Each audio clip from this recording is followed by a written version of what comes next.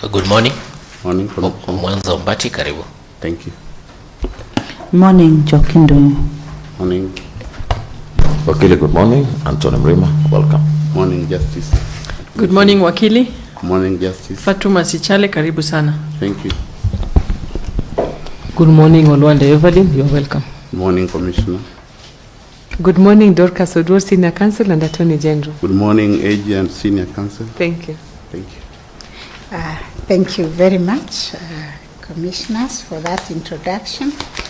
Wakili, you can start by telling us your county and your ethnicity. My county is Kakamega, and my ethnicity is Luya.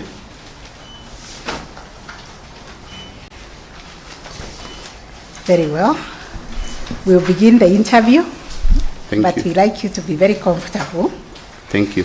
So that we can have a good conversation with you. Thank you.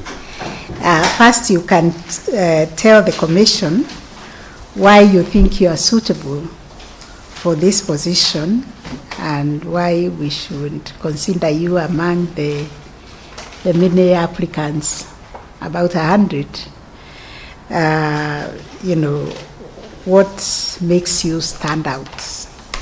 What are your qualifications that make you stand out? Your experience, your achievements, and what vision do you have of a judge of the High Court? You have 5 minutes. Thank you. I'm an advocate of 24 years standing with a long-standing experience in litigation. I've practiced from the small claims court to the Court of Appeal. Previously, before I set up my own practice, I was managing a law firm where I used to manage colleagues. I have the necessary managerial skills because I was able to manage about 8 colleagues. Secondly, I'm a person of integrity. I'm a person who is independent. I'm a person who is hardworking. And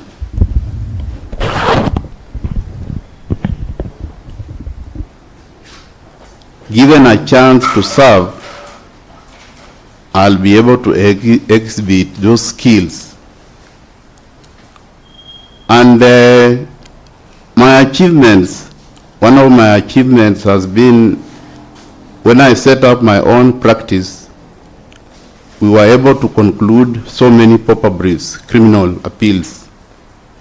I was also able to handle pauper briefs involving children matters. And the beauty of the Court of Appeal pauper briefs were that they were one-off session. You were prepared for the record, appointed, and it was a record time. It was one of my best moments and achievements in concluding those appeals in the Court of Appeal. As a person, I'm a team player, and bearing in mind the vision of STAG, I'm a person who can team up to achieve the goals of that mission.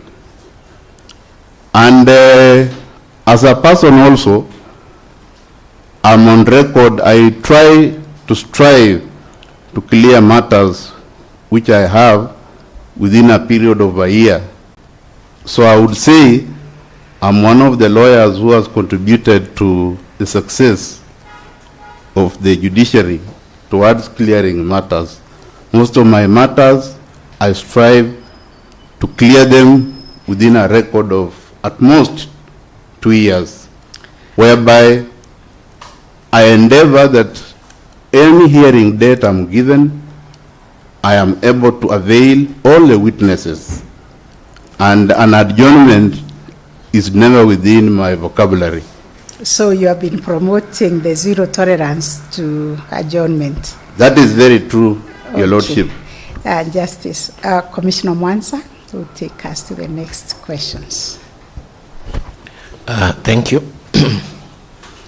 Council, good morning. Morning, Commissioner.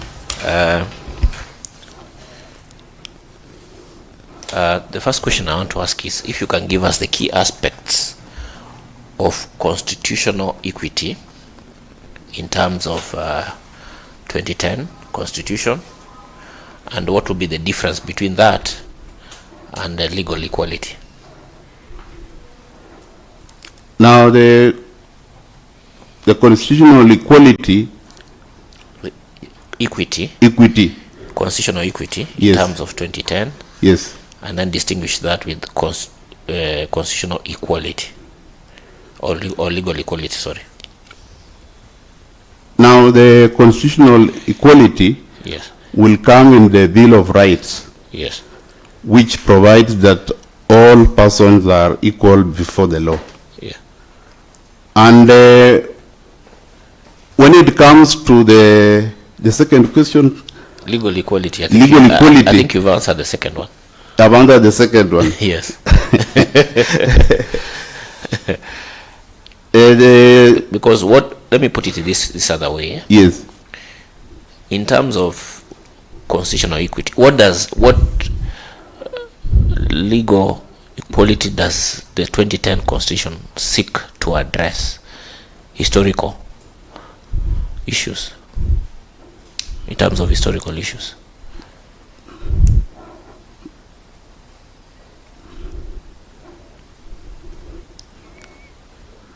Because there was a clamor for 2010. Yes.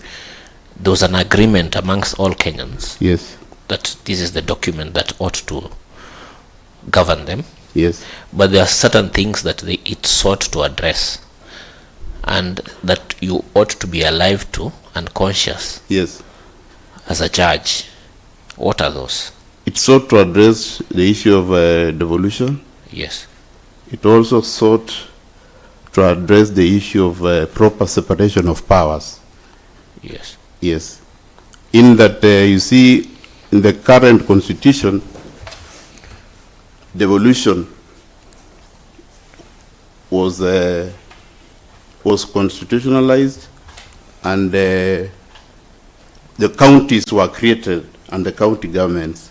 Okay. And it also created the Senate, Okay. which would address basically issues to do with the county governments, basically. All right. Now, my last question is as follows. In the case of Thenge versus the state, it's a criminal case. It was an appeal. Justice Odunga said that there is no heroism in having a lunch date with death. This was an advice against a couple on that when a marriage irretrievably breaks down, they ought to separate. Yes. Now, would you say that in our system, the fault-based approach has changed? You know, the blame that for you to establish that a marriage ought to be dissolved, Yes. that parties can actually come and consent in court. No, our laws do not provide for a consent. They do not belong. The party has to come and establish why they should separate. Yes. Why do you think that is the position? The position is that because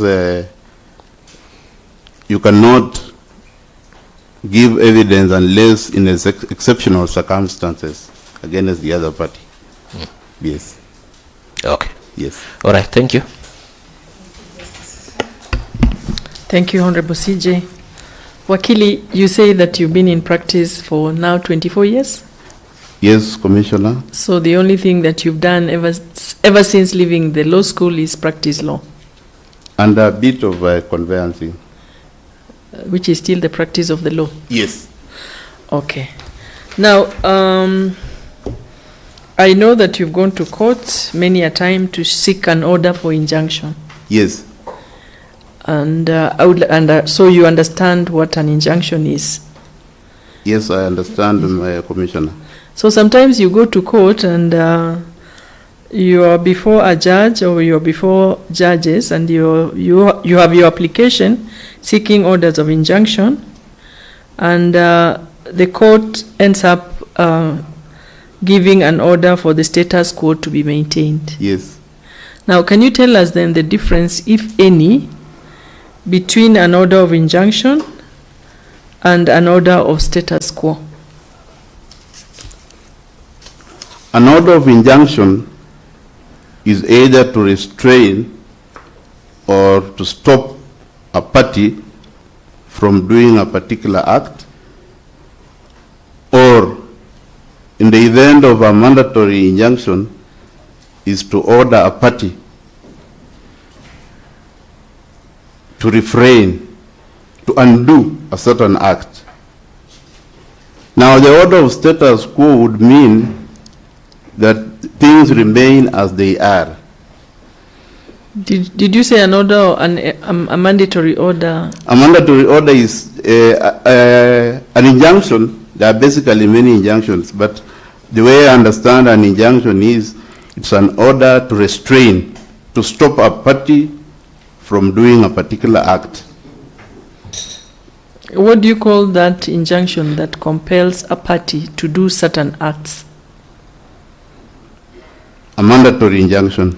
So when you tell us a mandatory injunction restrains, could that be No, correct? the temporary injunction is the one that restrains. Okay, so you would want to revise what you had earlier said? Yes, yes. All right. Thank you. So in terms of what you've told us about an injunction, that it restrains the doing of certain acts, and the status quo, as it were, directs that things remain as they are. Yes. Any other distinction or similarity between an order of injunction and a status quo order?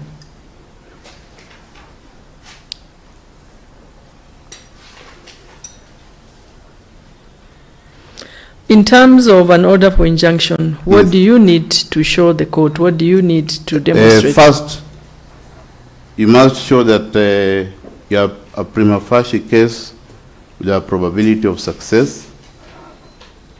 The second test is you must show the balance of convenience is in your favor. And thirdly, you must show the irreparable damage to be suffered. What about in an order for status quo? What do you need to establish? In an order for status quo, you need to establish that unless that order is granted, the subject matter will be destroyed, which will be rendered the suit nugatory. Isn't that similar to what you have just told us about an injunction? For the status quo, there are a particular set of circumstances that are prevailing, which the party coming to court wants to protect, Yeah, so the which question... if eroded, there would be no subject matter to litigate upon. You've rightly told us about what you need to establish when you're asking for an order of injunction. So the next question was, what do you need to establish when you're seeking an order of status quo? For an order of status quo, you need to show that